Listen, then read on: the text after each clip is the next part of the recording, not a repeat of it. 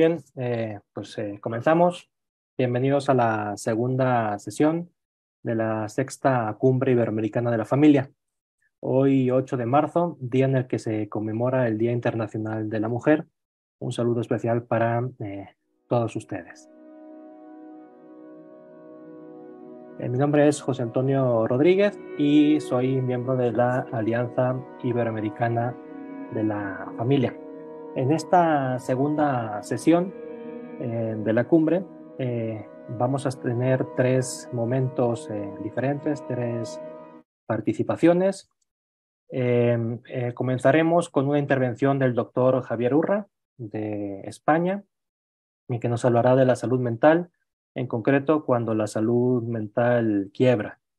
En este caso, por cuestiones de diferencia horaria, el doctor Urra nos envió un video con su participación. En segundo lugar, contaremos con la intervención del maestro Gonzalo Emilio Descote, de Argentina, que nos hablará sobre la pornografía, epidemia silenciosa, Recording in progress. su influencia e impacto en la familia, claves para su intervención. Y tras lo cual tendremos unos minutos para preguntas y respuestas. Y en tercer lugar, en el tercer momento de nuestra sesión de hoy, contaremos con una conferencia magistral a cargo de la maestra Rosario Alfaro, de México, que lleva por título Protegiendo el hoy, previniendo el mañana y transformando el futuro, y en la que nos hablará de cómo prevenir la violencia sexual en la niñez y en la adolescencia. Para posteriormente tener unos minutos de preguntas y respuestas con la conferencista. Este es el contenido de esta sesión y sin mayor dilación comenzamos proyectando el video del doctor Javier Urra sobre la quiebra de la salud mental. Es un video de aproximadamente 20 minutos. Anunciarles o comentarles que el doctor Javier Urra Portillo es doctor en psicología y también en ciencias de la salud. Y bueno, pues él mismo en el video que nos envió se presenta, entonces pues escuchémoslo de su propia voz.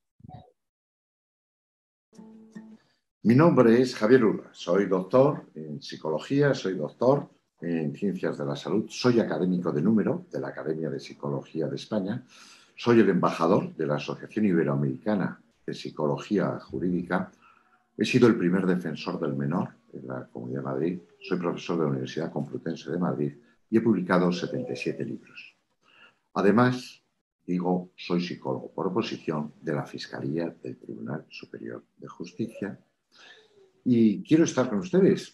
Amablemente me han invitado para hablar de la quiebra de la salud mental. Lo voy a hacer encantado y lo voy a hacer presentando el material de un libro que acabo de publicar, un libro que está en Díaz de Santos, que se llama Cuando la salud mental quiebra. Está prologado por un gran amigo responsable de psiquiatría del Hospital Gregorio Marañón, Celso Arango. Está epilogado por otro gran amigo, también miembro de la Academia de Psicología de España, Paco Labrador. Les voy a hablar de cuando la salud mental quiebra. En primer lugar, quisiera hacer como una leve radiografía de la salud mental. O mejor dicho, cuando la salud mental quiebra. Porque este es un problema sanitario de una gran envergadura. Este es un problema que genera muchísimo dolor, muchísimo sufrimiento. Es distinto al dolor físico, el sufrimiento de los seres humanos. Y que atañe, por lo tanto, a la salud pública de todo el mundo. Déjenme que les diga que el suicidio es la primera causa de defunción no natural, el suicidio. En España, por ejemplo, mueren por suicidio 3 personas, 3, por cada una que muere por accidente de tráfico. En esta radiografía de la salud mental, quiero trasladarles que a lo largo de la vida, una de cada 4 personas, una de cada 4, sufrirá un trauma importante de una enfermedad, un trastorno mental severo, un 25% de la población.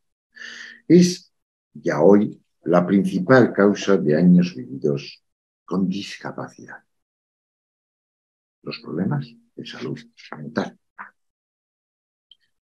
Cuando hablamos de la salud mental, hablamos de que un 20% de los menores de edad, los menores de 18 años, van a presentar y presentan durante la infancia algún problema de salud mental que requiere atención especializada, quiero decir clínica, quiero decir de psicólogos clínicos, quiero decir de psiquiatras infanto-juveniles. Un 3% de los niños y de las niñas han tenido en el último año pensamientos suicidas.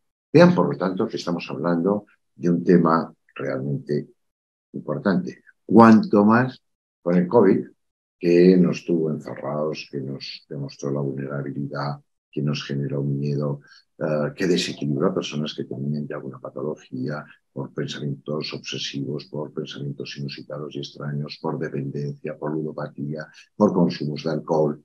Es decir, que ese seísmo ha venido a machacar en una sociedad donde hay patología social, donde hay mucho estrés, donde se va muy rápido, donde no hay tiempo para la espiritualidad, donde en gran medida se ha perdido esa idea de que podemos subsistir a la muerte.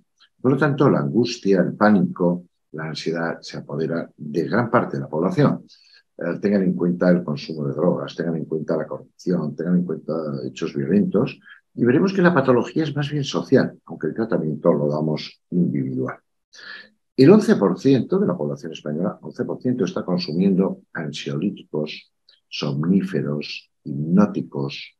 Es una gran proporción de la población. ¿Y esto a qué se debe? Pues muy posiblemente a que no hay tiempo para entrar en una terapia, en una psicoterapia profunda, y todo lo que se hace es se receta un psicofármaco. Fíjense que en España el 4,5% de la población, más del 4%, está consumiendo antidepresivos y estimulantes. Y no quisiera dejar pasar este apartado sin decir que el riesgo de adicción es grande. Pero déjenme que les señale un dato esencial. Esencial. El 70% de las patologías mentales de los adultos tienen sus raíces, tienen su etiología en la juventud, en la adolescencia o en la infancia. Es manifiesto que tenemos, por lo tanto, que trabajar con los niños, con los adolescentes y con los jóvenes. Claro que tenemos algunas patologías que yo tengo la impresión de que están hipertrofiadas. Por ejemplo, el trastorno por déficit de atención e hiperactividad. Sin embargo, debo reseñar que la depresión está infradiagnosticada en niños, adolescentes y jóvenes, y eso porque cursa de una manera paradójica. A veces pareciera que el joven es oposicionista, y no. Ha perdido la ilusión por la vida, por salir con los amigos, por arreglarse, por vestirse, por... Bueno, estamos hablando ahora en esta parte de jóvenes, y no voy a olvidar los trastornos de la alimentación, la anorexia, la bulimia, las conductas de riesgo. Claro que se habla poco del psicoticismo, pero tengo que decir que hay niños, que hay jóvenes que tienen verdaderos problemas en cuanto a su elaboración en el mundo con unas ideas, digo, inusitadas y extrañas. Y tampoco dejaré de comentar el tema de la psicopatía, la dureza emocional a veces desde la más corta edad. ¿Qué estamos haciendo para tener niños tan insensibles? Con tan poco cariño, con tan poca empatía, con tan poco ponerse en el lugar del otro, sin saber perdonar, sin saber olvidar, sin compasión, sin sentirse muchas veces concernido. Es lo que decía Robert Hart en relación con la psicopatía. Es como el que baila y no escucha la música. Por lo tanto, hasta aquí lo que les quería comentar de los problemas de salud mental, la infancia y la juventud. Miren, se calcula que el 12% de todos los problemas de salud, 12% de todos los problemas de salud son trastornos mentales en la etapa adulta. Es decir, que es una cifra superior a la del cáncer, a la de los problemas cardiovasculares, pero es que además está previsto, se calcula, que en el año 2030 los problemas de salud mental serán la principal causa de discapacidad. 2030, no queda tanto. Claro que los trastornos mentales en la edad adulta pueden tener características exógenas, pero también, como no, endógenas. Claro que existen los duelos existenciales, las pérdidas de seres muy queridos, los hechos violentos, el estrés postraumático, por actos terroristas, por encontrarse en situación de refugiado, por unos abusos sexuales, por haber sufrido maltrato, etc. ¿Qué es lo que más golpea a los adultos en cuanto a la salud mental? La depresión, la ansiedad, el juego patológico, el trastorno bipolar, ese estar a veces maníaco y otras veces deprimido, y por último también, cómo no, la esquizofrenia. Hay otro tipo de trastornos, cómo no, en la etapa adulta. Me estoy refiriendo, por ejemplo, a trastornos del sueño, bastante generalizados, a trastornos dismórficos corporales, sentir que uno no está en el cuerpo que desea, no confundir lo que es orientación sexual con lo que es identidad sexual. Por cierto, seamos cuidadosos, no confundamos a los niños. Los niños a veces padecen otro tipo de trastornos y parece que se encubre desde un trastorno de identidad. Cuidado, cuidado, hay que acompañarlos naturalmente. Hay que confirmar a lo largo del tiempo que quieren, si es niño, ser niña o viceversa, pero cuidado con hormonar, porque estamos ya tomando una decisión compleja y mucho más con una intervención quirúrgica. Sépase que el 20%, cuando cumplen la mayoría de edad, los 18 años, quieren volver a su identidad primigenia. Identidad.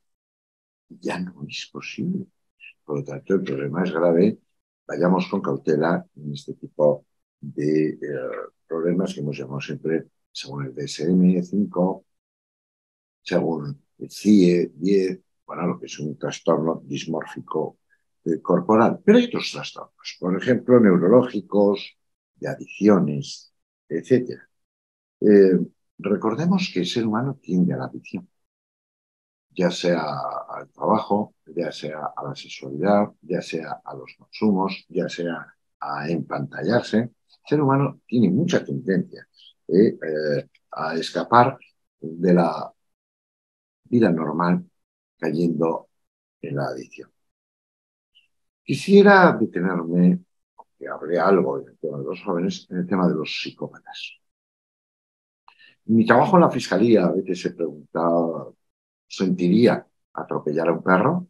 La respuesta inmediata ha sido, ¿es mío? Bueno, esto nos da prueba de esa incapacidad para transmitir emoción, sentimiento, esto que nos hace tan humanos, esas neuronas espejo, ese que nos enseñó Antonio Damasio, ponerse en el lugar del otro, cuando el otro sufre, yo también sufro.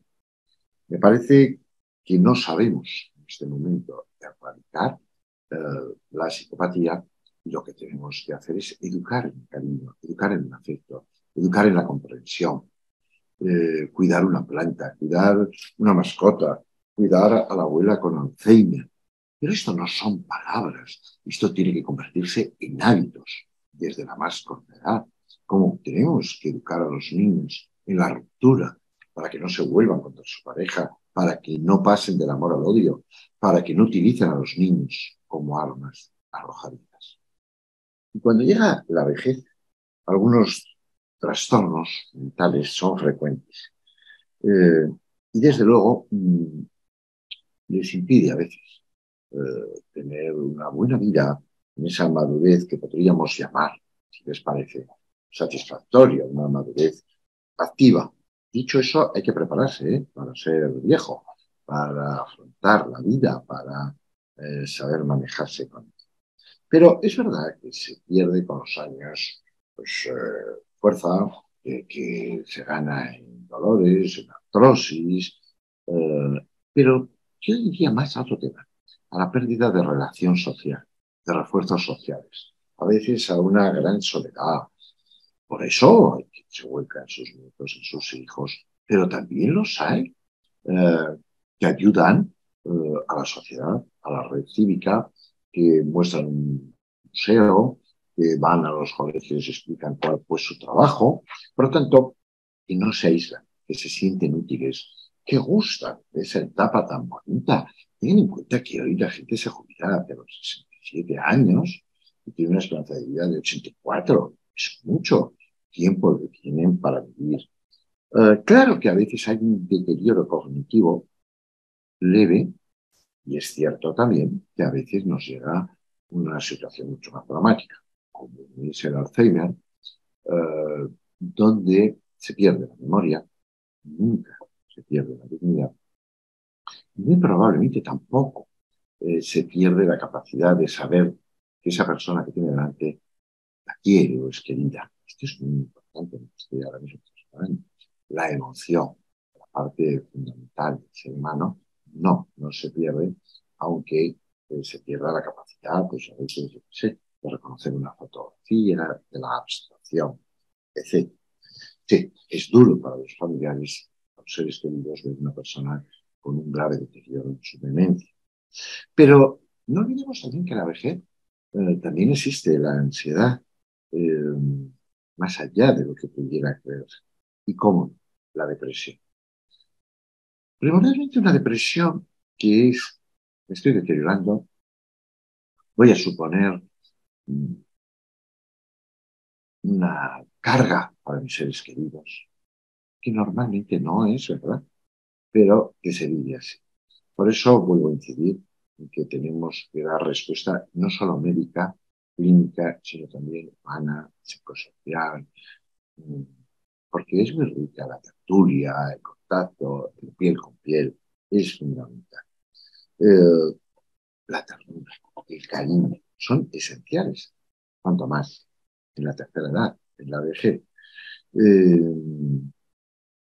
Hay que hacer un esfuerzo también pues, para caminar, para hacer algo de deporte, para gustar de conocer nuevas cosas, para no quedarse solo en la nostalgia de que los tiempos pasados fueron mejor, para involucrarse, para sentirse concernidos. Digo, disfrutar de la jubilación, buscar en la medida de lo posible, cómo no, ser activos. Y tenemos que conseguir programas basados en la comunidad, no tanto la psicopatología como la comunidad que sirva de sostén para los abuelos, para la gente vieja. Hay que hacer campañas, hay que formar. Un país como España tiene problema muy severo. España es, junto con Japón, el país del mundo con una mayor esperanza de vida. Es una maravilla. Pero España es, junto con Italia, el país del mundo con menos natalidad. O hacemos un mundo para niños, para mayores, o nuestro mundo no será amable. También con el tema de las nuevas tecnologías. La salud mental. La salud mental requiere refuerzos, porque la salud mental es esencial. Sin salud mental no hay salud.